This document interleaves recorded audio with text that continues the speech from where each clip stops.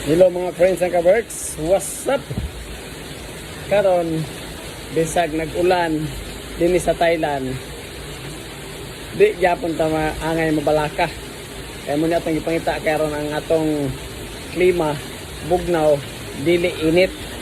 Kay kung init kay adlaw, sabi gyud, moabot ko din ni og 40, 42 degree.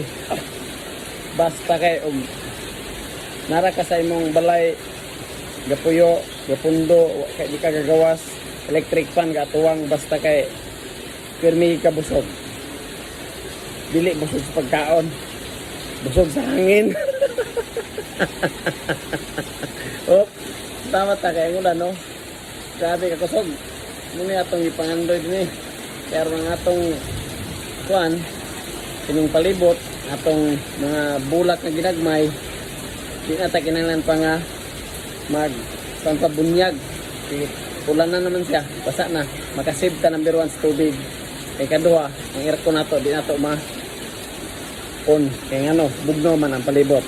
Pero bisag bugno mga friends nga kabark, bisag tingulan din sa Thailand, ang mga ginikanan sa mga bata wala sila puas nga paghigugma sa maestra sa ilang anak, maestro sa ilang anak nga nagatudlo og kuan kining uloli o abaga tuhod.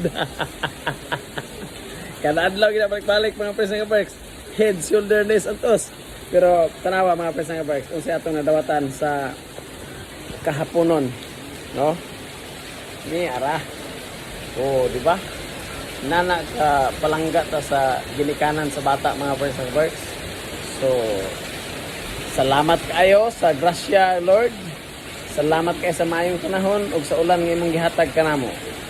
Ug manginaot ko mga friends nga bark nga bugnaw po mo diha sa inyong palibot ug asa man mo kang dapita, manginaot ko nga maayo po ang inyong panlawas. So thank you for watching. See you next videos. Bye.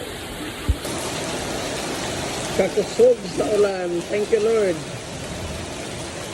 Thank you. Thank you Jesus. Ulan lagi sa Thailand, tingulan na gyud di ra kay ang pagkainit. Oh, diba? Oh, thank you. Yo, ngapon.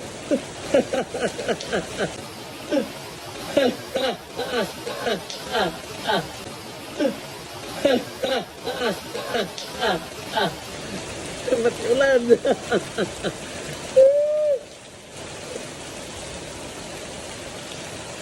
Oh. Eh, dito to siya auto yung balay oh. Ya. Tulog sa ulan.